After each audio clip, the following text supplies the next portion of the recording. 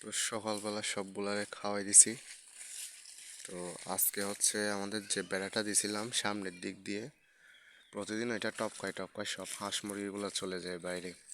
তো আজকে ওইখানে আবার নতুন করে একটা লক সিস্টেম করে দিছি পেরেক দিয়ে, যাতে ওইটা লাফাইলেও যাতে মানে না খুলে, আগে তো লাফ দিলে ওইটা খুলে যেত। তো যার কারণে যেতে পারতেছে না, ওই জন্য এগুলো সবগুলো এখানে উঠানে চলে আসছে। উঠানে এসে আর খাওয়াইও দিছি, আজকে একটু বেশি করে খাওয়াইছি, যার কারণে আজকে একটু মানে ওরা খুশি। এই জন্য আর ওইখানে পানি তো নামতেছে না, এখানে বসে আছে। আর আমার কবুতর, এই যে কার্জি কবুতরটা বাচ্চা ফুটাইছে, ডিম একটা দেখি আজকে ভাঙছে, আর এটা হয়তো কালকে ভাঙবে। তো এই জন্য দেখি আজকে চড়তেছে, কারণ বাচ্চার জন্য ছোটোখাটো হাবি জাবি দানা টানা এগুলা কুড়াচ্ছে, এগুলা খাওয়ানোর জন্য বাচ্চাকে।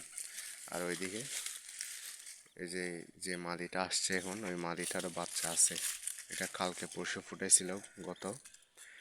আর এদিকে আমার লাইট কালার মাদিটা চুল্লিটা, মানে এই দম্পতি দুজনে এখন একসাথে বাচ্চার জন্য খাবারের সন্ধান করতেছে। যদিও সকালে খাওয়াই দিছি, এখন আবার এগুলা প্রাকৃতিক খাদ্যর সন্ধান করতেছে।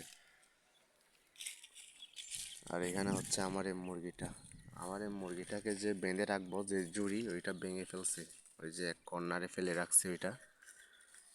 এখন হচ্ছে যে পিঞ্জিরাটা নিয়ে আসছি ঘর থেকে, পিঞ্জিরাটার মধ্যে এখন এগুলো ঢুকতে চায় না, ভয় পাই, যার কারণে আজকে আর বাঁধি নাই।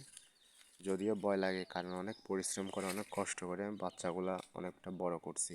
আর এখন যদি বেজিয়ে বা অন্য কোনো কিছু যদি দড়িটা নিয়ে যায়, তাহলে এটা কষ্ট লাগবে, কারণ অনেক দিনের সাধনা এগুলা বাচ্চাগুলা। 5টা বাচ্চাই হয়েছিল, 5টা বাচ্চা আল্লাহর রহমতে সুস্থ আছে, আর কালারগুলো সুন্দর। আর 5টা বাচ্চা, আমার তো নর্মাল মুরগি একটাও নাই, আমার মোরগও গলা ছিল, মুরগিও গলা ছিল, যার কারণে বাচ্চাগুলো সব গলা ছিল আসছে।